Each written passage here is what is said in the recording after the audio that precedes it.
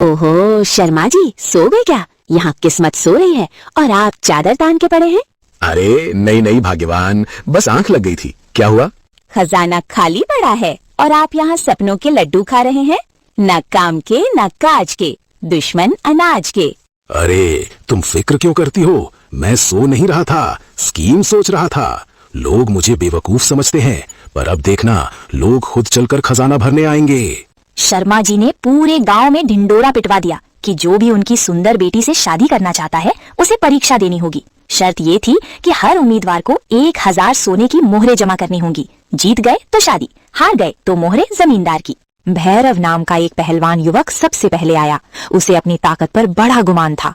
प्रणाम शर्मा जी, आपकी बेटी की सुंदरता के चर्चे पूरे जिले में हैं। उसकी खातिर तो मैं जान की बाजी लगा दूं। ये मोहरें क्या चीज हैं?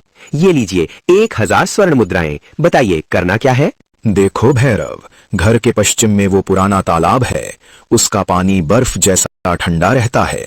शर्त ये है कि तुम्हें 3 दिन और 3 रात उस पानी में गले तक डूब कर खड़े रहना होगा। अगर टिक गए तो सहरा तुम्हारे सिर सजेगा। बस इतनी सी बात? अभी गया और अभी जीत कर आया। भैरव तालाब में उतरा, पर पानी इतना ठंडा था कि पहले ही घंटे में उसके हाथ पांव सुन्न होने लगे।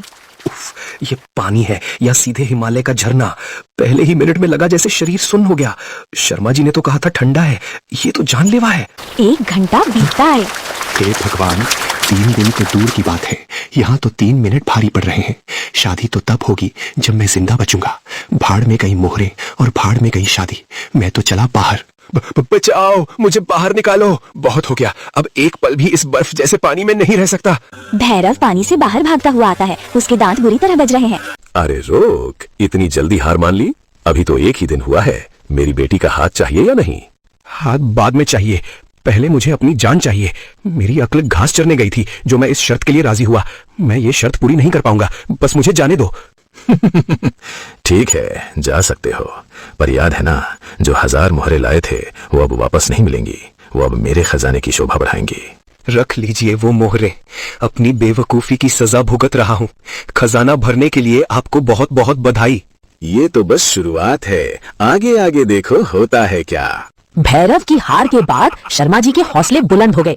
गांव में बात हवा की तरह फैल गई कि जो जीतेगा वो दामाद बनेगा, जो हारेगा वो कंगाल होगा। इसके बाद तो जैसे शर्मा जी की लॉटरी लग गई। एक एक करके गांव के कई गबरू जवान और पड़ोसी गांव के रईस लड़के अपनी किस्मत आजमाने आए। कोई अपनी मर्दानगी साबित करने आया तो कोई जमींदार का दामाद बनने के लालच में। एक साधारण सा दिखने वाला लेकिन मजबूत शरीर का युवक बलराम वहाँ आता है। प्रणाम जमींदार बाबू, मैं आपकी बेटी से शादी करना चाहता हूँ। शौक से करो बेटा, लेकिन पहले 1000 सोने की मोहरें यहाँ मेज पर रख दो और मेरी शर्त सुन लो। जमींदार बाबू, मेरे पास सोने की मोहरें तो नहीं है, लेकिन गांव के बाहर मेरी 20 बीघा उपजाऊ जमीन है। मैं उसे दांव पर लगाता हूँ। अगर मैं शर्त हार गया तो जमीन आपकी और मैं गांव छोड़कर चला जाऊंगा। बलराम तालाब में उतर गया। 2 रातें बीत गईं। कड़ाके की ठंड थी, पर बलराम अपनी जगह से नहीं हिला। वो आंखें बंद कर भगवान का नाम ले रहा था। अरे बलराम, जिंदा तो हो? तुम्हें ठंड नहीं लग रही क्या? बाहर आ जाओ, क्यों अपनी जान जोखिम में डाल रहे हो? ठंड? कैसी ठंड जमींदार बाबू? मैं तो आंखें बंद करके ऊपर वाले का ध्यान कर रहा हूँ। मुझे तो बस अपनी जमीन और अपना भविष्य दिख रहा है। अरे पागल, शादी नहीं होगी तो कोई और लड़की मिल जाएगी, पर इस तरह ठिठुर कर मर गए तो क्या होगा? जल्दी बाहर आ जाओ, तुम हार मान लो। नहीं जमींदार बाबू, हार मान ली तो मेरी पुरखों की जमीन चली जाएगी। मुझे शादी से ज्यादा अपनी जमीन की चिंता है। मैं यहीं टिका रहूंगा, चाहे सूरज निकले या बर्फ गिरे। आप जाइए और अपनी बेटी की विदाई की तैयारी कीजिए। ये क्या गजब हो रहा है? 3 दिन होने को आए और बलराम टस से मस नहीं हुआ। एक मामूली सा किसान एक जमींदार को हरा देगा? नहीं, ये मैं होने नहीं दूंगा। मुझे कोई चाल चलनी ही होगी। कड़ाके की ठंड थी, पर बलराम अपनी जगह से नहीं हिला। वो आंखें बंद कर भगवान का नाम ले रहा था। तीसरी रात शर्मा जी ने चालाकी की। उन्होंने अपने 2 सिपाहियों को तालाब के किनारे एक जलती हुई लालटेन लेकर खड़ा कर दिया। जब बलराम 3 दिन और 3 रातें बर्फ जैसे पानी में बिताकर बाहर आया तो उसका शरीर ठंड से नीला पड़ चुका था, लेकिन आंखों में जीत की चमक थी। जमींदार बाबू, मैंने शर्त पूरी कर ली। 3 दिन और 3 रातें। अब अपनी बेटी का हाथ मेरे हाथ में दीजिए। शर्मा जी को यकीन ही नहीं हो रहा था कि एक साधारण किसान ऐसा कर गया। उनके माथे पर पसीना आ गया। उन्होंने फौरन पैंतरा बदला और हैरान होने का नाटक करने लगे। पर तुम 3 दिन और 3 रात कैसे रह गए? इतना ठंडा पानी और तुम अभी तक जिंदा हो? ये तो नामुमकिन है। आखिर तुम्हें गर्मी मिली कहाँ से? जमींदार बाबू, मैं बस भगवान का नाम ले रहा था, उसी से मुझे हिम्मत मिली।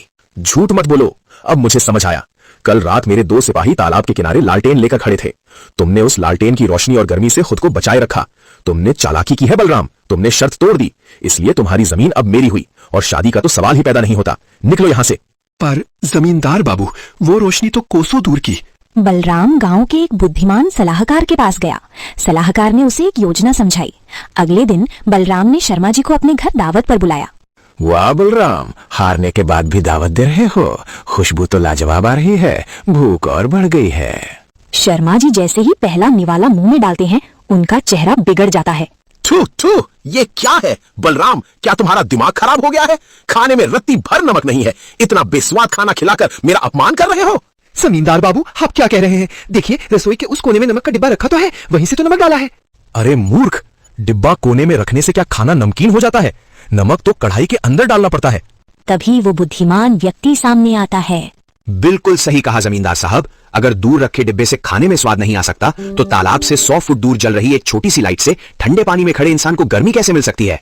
सुनिए जमींदार साहब, अगर आपने अपनी बेईमानी नहीं छोड़ी और बलराम की शादी अपनी बेटी से नहीं कराई, तो मैं पूरे गांव को इकट्ठा करके आपकी पोल खोल दूंगा। एक सच्चे इंसान को ठगने का अंजाम बुरा होगा। शर्मा जी अपनी हार स्वीकार करते हैं और बलराम की शादी अपनी बेटी से धूमधाम से कराते हैं।